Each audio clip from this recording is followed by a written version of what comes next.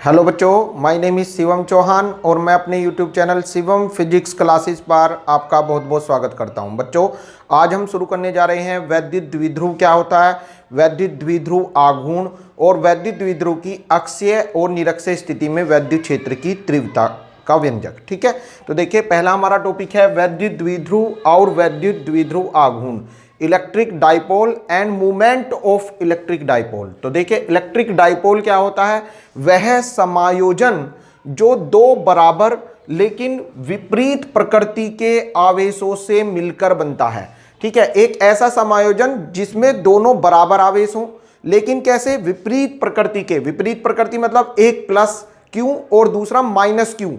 ठीक है, दो बराबर लेकिन विपरीत प्रकृति के आवेशों से मिलकर बनता है वैद्युत द्विध्रुव कहलाता है। ठीक है, दोनों आवेश Q और Q लेकिन एक प्लस और दूसरा माइनस। तो इस प्रकार का जो समायोजन होगा, ठीक है, जिसमें दोनों बराबर आवेश Q लेकिन विपरीत प्रकृति एक प्लस और दूसरा माइनस होंगे, वैद्युत द्विध्रुव कहलाएगा। ठीक है, द्विध्रुव में स्थित एक आवेश, किसी एक आवेश Q ले लीजिए और दोनों आवेशों के बीच की अल्प दूरी, इनके बीच की जो भी अल्प दूरी आप मानते हैं, ठीक है, जैसे हम इनकी अल्प दूरी 2L मान लेते हैं या 2A मान लेते हैं। ठीक है, तो किसी एक आवेश और दोनों आवेशों के बीच की अल्प दूरी 2A या 2L जो भी मान रहे हैं का गुणनफल वैद्युत द्विध्रुव का आघूर्ण कहलाता है। ठीक है, वैद्युत द्विध्रुव का आघूर्ण मतलब P कहलाता है।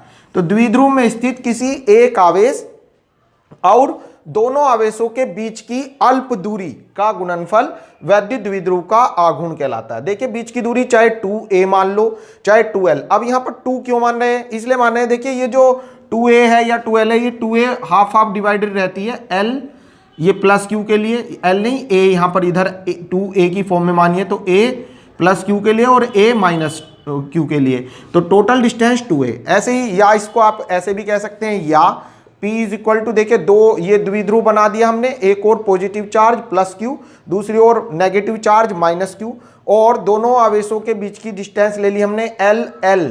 ठीक है, टोटल डिस्टेंस हो जाएगी 2L।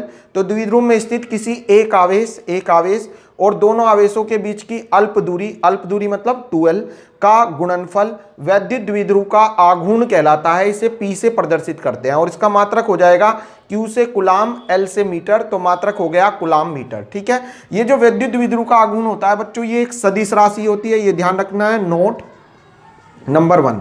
वैद्युत द्विध्रुव का आघूर्ण P एक सदिश राशि है, एक सदिश राशि है। सदिश राशि का मतलब यह है बच्चों कि अगर द्विध्रुव आघूर्ण निकालने को आता है तो इसकी दिशा लिखनी चाहिए, क्योंकि ये सदिश राशि होती है। और इसकी दिशा क्या होती है बेटे, इसकी जो दिशा होती है, इसकी दिशा ऋण आवेश से धन आवेश की ओर, माइनस Q से प्लस Q आवेश की ओर होती है, ठीक है, ये बात अपने माइंड में अच्छी तरह से नोट कर लीजिए कि वैद्युत द्विध्रुव आघूर्ण कैसी राशि है, सदिश राशि है, और इसकी डायरेक्शन ऋणावेश से धनावेश की ओर मतलब माइनस Q से प्लस Q आवेश की ओर होती है। ठीक है, और इसकी विमा पूछी जाती है बहुत, विद्युत द्विध्रुव आघूर्ण P की विमा निकालिए। तो देखिए ऐसे निकालेंगे, P की विमा बहुत आसान तरीके से आप निकाल सकते हो, P बराबर Q इंटू 2L। Q मतलब आवेश, धारा गुना समय, धारा मतलब I और समय मतलब T, और इंटू 2L। ठीक है, ये तो इसका सूत्र हो गया। तो विमा बन जाएगी I धारा एम्पियर A लिख दो, T टाइम, T की T लिख दो बेटा, L लंबाई, L की L लिख दो, तो विमा हो गई हमारी LTA। तो वैद्युत द्विध्रुव आघूर्ण की विमा होती है LTA, ये इसकी विमा हो गई। ठीक है, तो मैं अपेक्षा करता हूं यहां तक आपके समझ में आ गया होगा। विद्युत द्विध्रुव क्या होता है, एक ऐसा समायोजन जो दो बराबर, जैसे ये एक द्विध्रुव मान लीजिए, वैसे द्विध्रुव में जो दूरी होती है आवेशों के बीच की वो अल्प दूरी होती है, एंगस्ट्रॉम की कोटि की। ठीक है, पर फिर भी ऐसे ही हमने दर्शाया भी, देखो इतना बड़ा है, ये तो चमकता भी नहीं है, बहुत छोटा होता है, एंगस्ट्रॉम की कोटि का। ठीक है, बीच की जो डिस्टेंस होती है बहुत छोटी होती है, परमाणुक दूरी होती है। तो वह समायोजन जो दो बराबर लेकिन विपरीत प्रकृति के आवेशों से मिलकर बनता है वैद्युत द्विध्रुव कहलाता है। ठीक है, जो दो बराबर लेकिन विपरीत प्रकृति के आवेशों से मिलकर बनता है द्विध्रुव कहलाता है। जैसे HCl है, देखिए HCl, अगर आप इसका वियोजन करेंगे तो ये बनेगा H positive plus Cl negative. ठीक है, तो ये एक द्विध्रुव हो गया क्योंकि इसमें H पर जितना पॉजिटिव है Cl पर उतना ही नेगेटिव है, तो अर्थात ये एक द्विध्रुव का निर्माण करेगा। ठीक है, HCl का अणु वैद्युत द्विध्रुव है क्योंकि जब इसको वियोजित करेंगे तो H पर जितना पॉजिटिव चार्ज आएगा Cl पर उतना ही नेगेटिव चार्ज आएगा, अर्थात HCl वैद्युत द्विध्रुव का उदाहरण हो जाएगा। इसी प्रकार H2O है ना, जल का अणु, पानी का अणु, ठीक है, ये भी विद्युत द्विध्रुव का उदाहरण। अगला टॉपिक है बच्चों, एक समान वैद्युत क्षेत्र में, एक समान वैद्युत क्षेत्र में रखे द्विध्रुव पर बल युग्म के आघूर्ण का व्यंजक, बल युग्म के आघूर्ण का व्यंजक। ठीक है, यदि हम द्विध्रुव को वैद्युत क्षेत्र में रख दें तो उस पर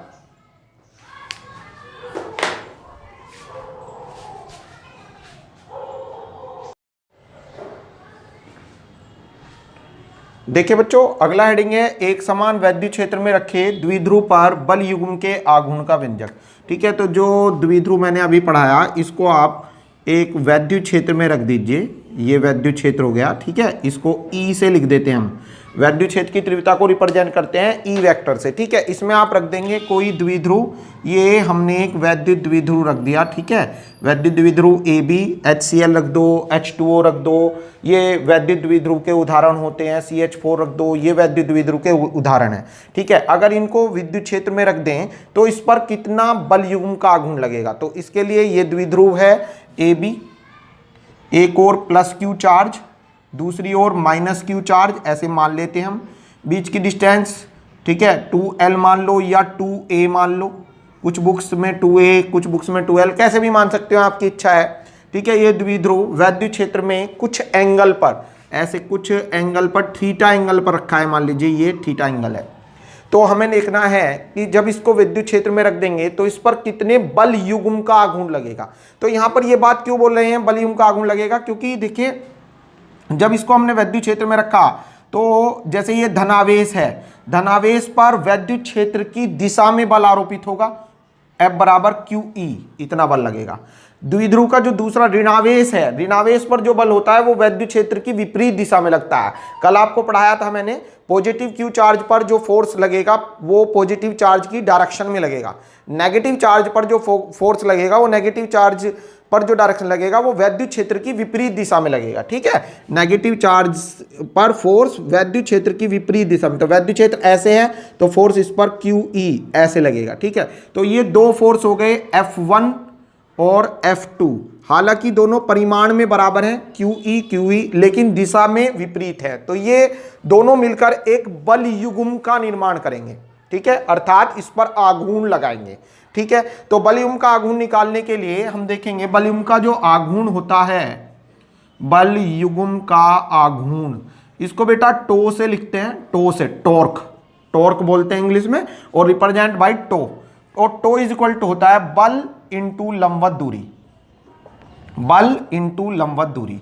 ठीक है, तो टो इज इक्वल टू बल, तो कोई से भी दोनों बराबर हैं, तो चाहे F1 ले लो चाहे F2 ले लो, कोई भी एक बल, और गुना इनके बीच की लंबवत दूरी, दोनों बलों के बीच की लंबवत दूरी। तो लंबवत दूरी ये वाली लंबवत, ये F1 F2, तो इनके बीच की लंबवत दूरी ये हो जाएगी बेटा ये, और ये लंबवत दूरी कैसे निकलेगी, इसको पॉइंट C मान लो, और ट्रायंगल ABC को देखिए, ट्रायंगल ABC, क्योंकि ट्रायंगल त्रिभुज ABC में अगर मैं इस थीटा के साथ साइन लूं, साइन थीटा, तो साइन थीटा बराबर होता है लंब अपॉन कर्ण, साइन थीटा बराबर लंब अपॉन कर्ण।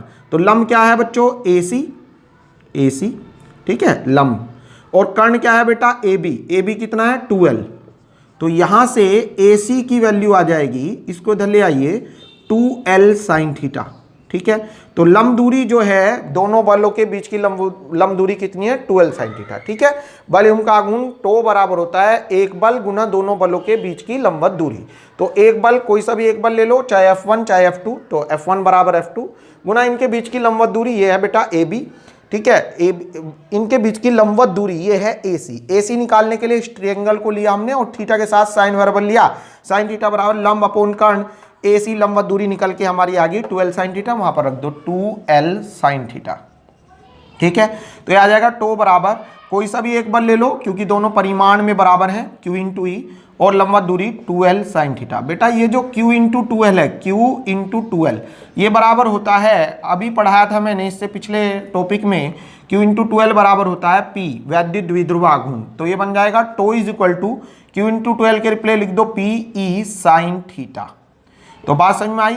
ये आ गया वैद्युत क्षेत्र में रखे द्विध्रुव पर लगने वाले बल युग्म के आघूर्ण का व्यंजक, और इसका मात्रक होगा, बल का मात्रक होता है न्यूटन, दूरी का मात्रक होता है मीटर, तो मात्रक हो जाएगा न्यूटन मीटर। ठीक है, मात्रक क्या हो जाएगा इसका, बल का न्यूटन, दूरी का मीटर, तो न्यूटन मीटर ये इसकी यूनिट हो गई। एक बात ध्यान देंगे, अगर द्विध्रुव बिल्कुल वैद्युत क्षेत्र में ऐसे रख देते हम, जैसे वैद्युत क्षेत्र है और ऐसे ही द्विध्रुव रख देते, ठीक है, मतलब वैद्युत क्षेत्र की दिशा में ही द्विध्रुव रख देते, तो इस पर कोई भी बल युग्म का आघूर्ण नहीं लगता। कारण, क्योंकि अगर ये वैद्युत क्षेत्र की दिशा में होता, यदि द्विध्रुव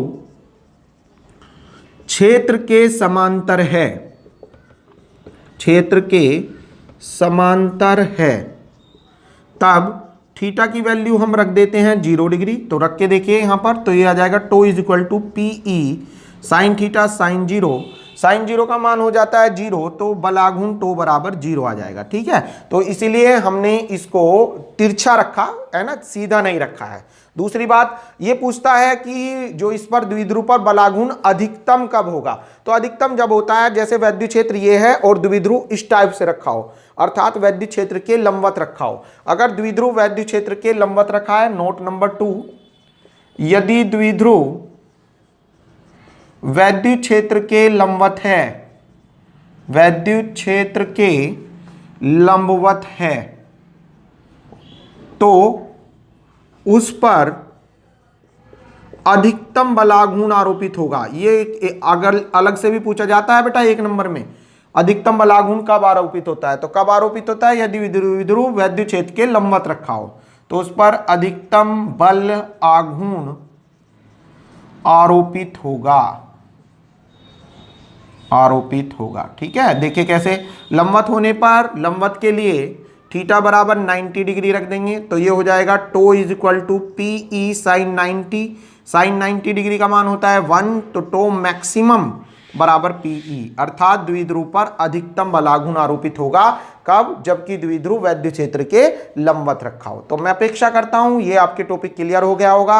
अब देखिए बच्चों, वैद्युत द्विध्रुव की अक्षीय स्थिति में वैद्युत क्षेत्र की तीव्रता का व्यंजक सिद्ध कीजिए। ये यूपी बोर्ड एग्जाम में और साथ ही अदर बोर्ड एग्जाम के लिए बहुत इंपॉर्टेंट डेरिवेशन है। ठीक है, तो पहले वैद्युत द्विध्रुव बनाएंगे, ये वैद्युत द्विध्रुव हो गया, ऐसे बना लेते हैं हम, एक और पॉजिटिव चार्ज, दूसरी ओर नेगेटिव चार्ज। ठीक है, या सीधी रेखा भी खींच लोगे तब भी द्विध्रुव है, जो हम मान लेंगे।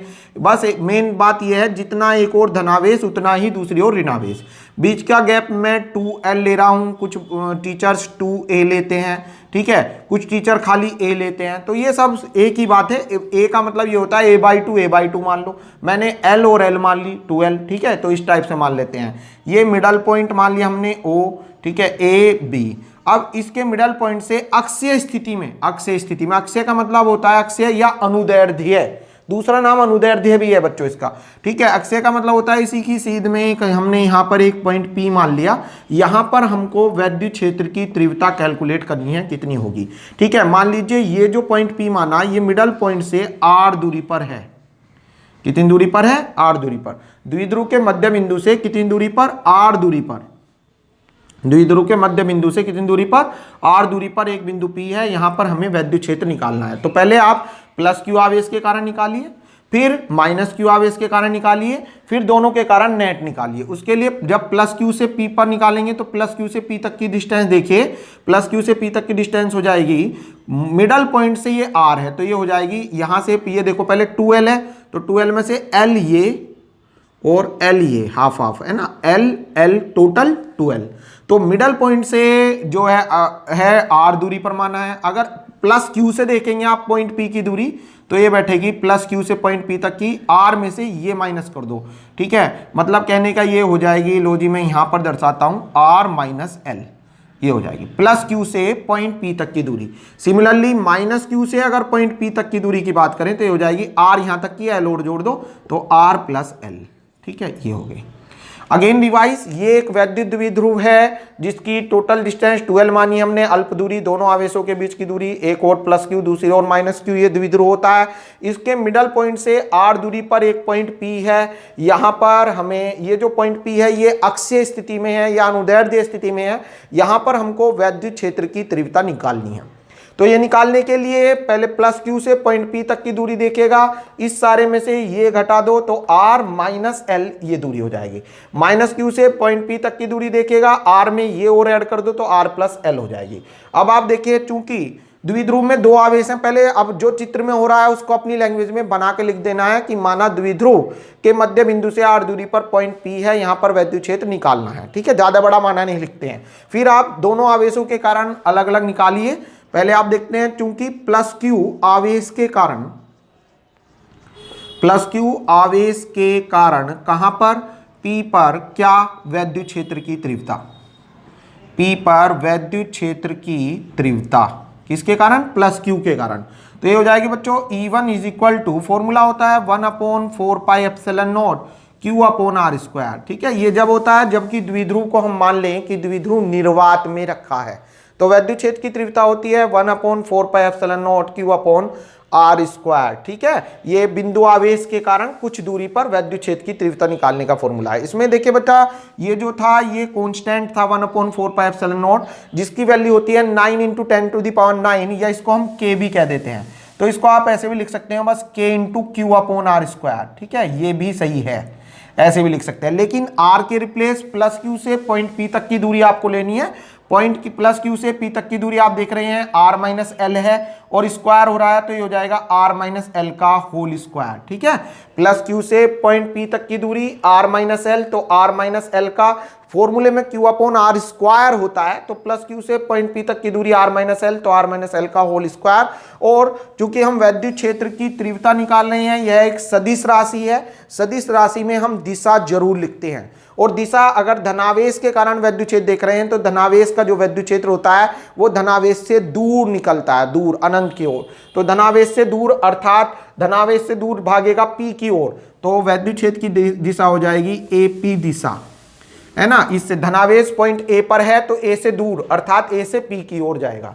ऐसे ही बच्चों माइनस क्यू के कारण निकालेंगे, माइनस क्यू आवेश के कारण P पर वैद्युत क्षेत्र की तीव्रता E2 बराबर सेम यही 1/4πε0 Q अपॉन आर स्क्वायर। 1/4πε0 की जगह K रख देंगे, Q अपॉन R की जगह माइनस क्यू से पॉइंट P तक की दूरी देखिए, माइनस क्यू से पॉइंट P तक की दूरी है R प्लस एल, तो R प्लस एल का होल स्क्वायर। और दिशा हो जाएगी, यहां पर कौन सा चार्ज है, माइनस का, तो जो माइनस क्यू आवेश की ओर होता है वैद्युत क्षेत्र, तो माइनस क्यू की ओर अर्थात P से B की ओर, तो इसकी दिशा हो जाएगी PB दिशा।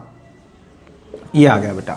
ठीक है, अब देखते हैं नेट वैद्युत क्षेत्र। इसलिए P पर नेट वैद्युत क्षेत्र, नेट मतलब तुल्य वैद्युत क्षेत्र, नेट वैद्युत क्षेत्र की तीव्रता ये हो जाएगी बच्चों। अब आप ये देखेंगे E1 जो आया है वो आया है A से P की ओर ऐसे, E2 जो आया है वो आया P से B की ओर ऐसे, अर्थात आप देख पा रहे हैं E1 और E2 एक दूसरे के विपरीत हैं। विपरीत होने के कारण नेट हो जाएगा E बराबर E1 माइनस E2, माइनस कर दिया चूंकि दिशाएं विपरीत हैं, अर्थात E बराबर हो जाएगा, E1 की वैल्यू रखिए K into Q upon R minus L का होल स्क्वायर, माइनस E2 ये रहा बच्चों K into Q upon R plus L का होल स्क्वायर। यहां पर आप देखेंगे E is equal to K Q common है, K इंटू क्यू कॉमन है, तो क्या बचा बच्चों 1 अपॉन R माइनस एल का whole square minus 1 upon R plus L का होल स्क्वायर। मैं अपेक्षा करता हूं यहां तक आपके समझ में आ गया होगा। K इंटू क्यू कॉमन आ गया, 1 अपॉन R माइनस एल का whole square minus 1 upon R plus L का होल स्क्वायर, या इसको आप लिख सकते हैं E is equal to K Q तो आपका कॉमन है ही, और यहां पर बेटा ये हो जाएगा एलसीएम ले लीजिए R minus L R plus L, ये हो जाएगा R square minus L square का whole square. R minus L R plus L का whole square, R minus L R plus L, ये हो जाएगा R square minus L square का whole square.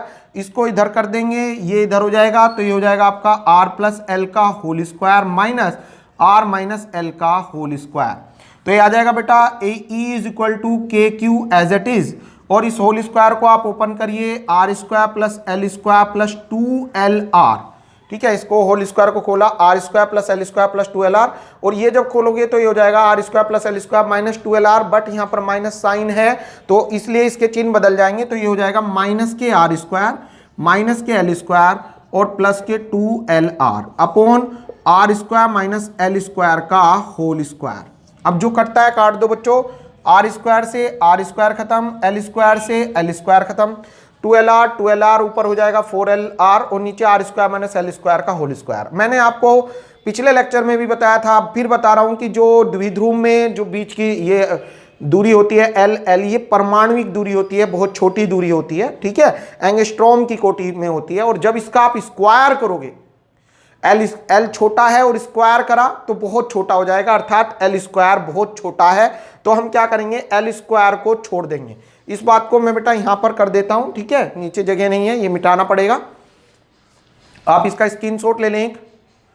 जी, अब देखिए मैंने बताया कि ये जो L है, L स्क्वायर छोटा है, बहुत छोटा है, किसकी कंपैरिजन में, आर स्क्वायर में, अतः है ना, L स्क्वायर छोटा है, बहुत छोटा है, किससे, आर स्क्वायर से, अतः L स्क्वायर को छोड़ देने पर या नगण्य मान लेने पर, नगण्य मानने पर, तो जब आप इसको नगण्य मानेंगे तो ये छोड़ देंगे, तो ये बचेगा आपका बेटा E is equal to k into Q 2LR ऊपर हो जाएगा 4LR अपॉन L स्क्वायर का स्क्वायर छोड़ दिया, आर स्क्वायर का स्क्वायर आर की पावर 4, एक आर से एक आर खत्म, 3 बचेंगी, इट मीन्स ये आ जाएगा E is equal to K Q 4L upon R की क्यू। 4L को हम लिख देते हैं, 4L इज इक्वल टू होता है 2L इंटू 2, है ना, इसको मल्टीप्लाई में तोड़ के लिख दो, 4L बराबर 2 दूनी 4, तो 2L इंटू 2 लिख सकते हो आप, इसको ऐसे लिख देंगे E बराबर K, और बेटा इसको ऐसे लिख दो Q इंटू, ये जो 4L है इसको ऐसे लिख दो 2L इंटू 2, ऐसे कोई दिक्कत, तोड़ के लिख दिया हमने इसको, है ना, K Q इसके साथ लिख दिया, Q 2L इंटू 2 और अपॉन में R की Q, तो ये आ जाएगा बेटा E is equal to K 2 as it is, और Q इंटू 2L बेटा ये होता है वैद्युत द्विध्रुव का आघूर्ण, इसको हम P कह देते हैं, तो 2P अपॉन R की Q, ये द्विध्रुव की अक्षीय स्थिति में वैद्युत क्षेत्र की तीव्रता का फॉर्मूला आ गया, या इसको हम लिख सकते हैं, या E is equal to K का मान मैंने शुरुआत में ही बताया था 1/4πε0 2P अपॉन R की Q, ठीक है, और वैद्युत क्षेत्र की तीव्रता का मात्रक होता है न्यूटन पर कूलम। तो ये हो गया बच्चों डेरिवेट, आप इसको एक दो बार प्रैक्टिस करके देख ले जरूर, एग्जाम में बहुत आता है ये डेरिवेशन। अब देखेंगे द्विध्रुव की निरक्षीय स्थिति में वैद्युत क्षेत्र की तीव्रता। अब देखिए नेक्स्ट है बच्चों, वैद्युत द्विध्रुव की निरक्षीय या अनुप्रस्थ स्थिति में वैद्युत क्षेत्र की तीव्रता का व्यंजक। तो पहले हम द्विध्रुव बना लेंगे, ये द्विध्रुव है AB, ठीक है, एक और धनावेश दूसरी ओर ऋणावेश, ऐसे मान लेते हैं हम, है ना, बीच का गैप हम मान लेते हैं L, और ये भी L टोटल 2L, या A total 2A।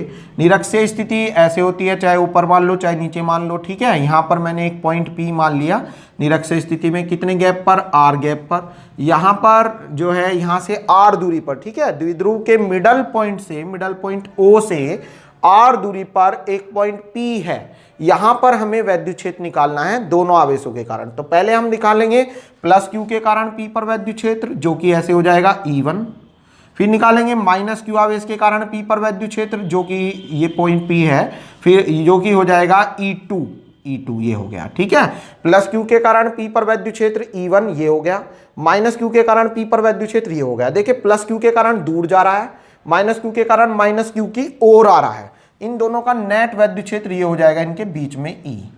Plus Q के कारण दूर जा रहा है, माइनस Q के कारण माइनस Q की ओर आ रहा है, इन दोनों का नेट वैद्युत क्षेत्र E हो जाएगा, ठीक है। प्लस Q के कारण ये आया है आपका E1, माइनस Q के कारण ये आया है E2 माइनस Q की ओर, प्लस Q के कारण प्लस Q से दूर, माइनस Q के कारण माइनस Q की ओर, और इनका नेट वैद्युत क्षेत्र E, ठीक है। ये सपोज कीजिए एंगल थीटा है तो ये भी थीटा होगा, इट मीन्स ये थीटा है। अब हम क्या करेंगे, चूंकि E1 और E2 परिणामी वैद्युत क्षेत्र से तिरछी कंडीशन में है, थीटा कोण पर है, तो हमें क्या करना होगा, इसके कंपोनेंट निकालेंगे, E1 और E2 के घटक वियोजित कर लेंगे।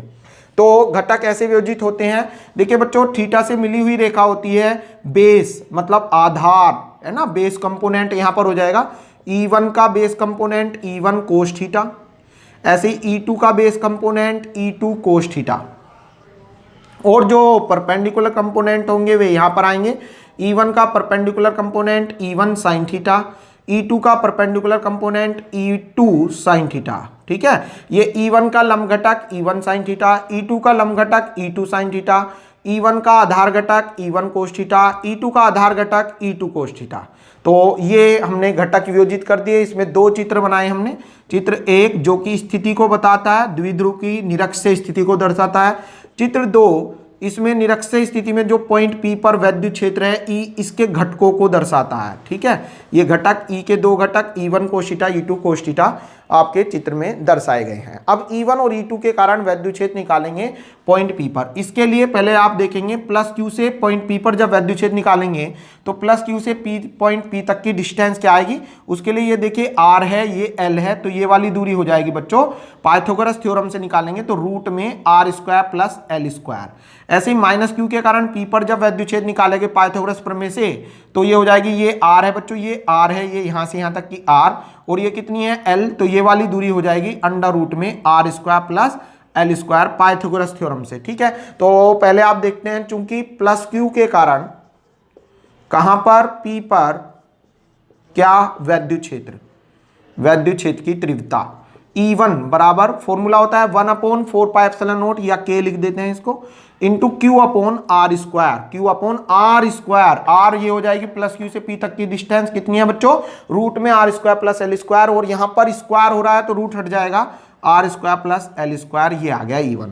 फिर ऐसे निकालेंगे, चूंकि माइनस Q के कारण P पर वैद्युत क्षेत्र E2 बराबर, ये भी ऐसे ही 1/4πε0, या K लिख दो इसको, Q/R square, R minus Q से पॉइंट P तक की दूरी सेम यही है बच्चों, और रूट में है तो स्क्वायर होगा, क्योंकि Q/R स्क्वायर होता है, स्क्वायर होने पर रूट हट जाएगा, तो R square plus L square. ठीक है, आपने देखा बेटा E1 और E2 के दोनों के मान आ चुके हैं, और दोनों मान परिमाण में सेम है, लेकिन दिशाएं इनकी देखो, दिशाएं चित्र 2 में दर्शाई गई हैं। चित्र 2 से हमें ज्ञात हो रहा है, चित्र 2 को अगर आप देखें, चित्र 2 से हमें पता चलेगा कि E1 जितना है E2 इतना ही है, लेकिन दिशा में विपरीत है। ये देखिए E1 और E2, E1 sine theta E2 sine theta परिमाण में समान और दिशा में विपरीत होने के कारण एक दूसरे को निरस्त कर देंगे, निरस्त मतलब एक दूसरे को काट देंगे, कैंसिल कर देंगे, जबकि E1 cos theta E2 cos theta दोनों एक ही दिशा में होने के कारण जुड़ जाएंगे। तो ये बात हम नोट कर देते हैं, E1 साइन थीटा व E2 साइन थीटा बराबर व विपरीत होने के कारण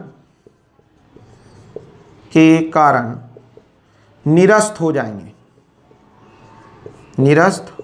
जाएंगे, जबकि E1 कोस थीटा व E2 कोस थीटा समदिश होने के कारण, समदिश का मतलब एक ही दिशा में होने के कारण जुड़ जाएंगे।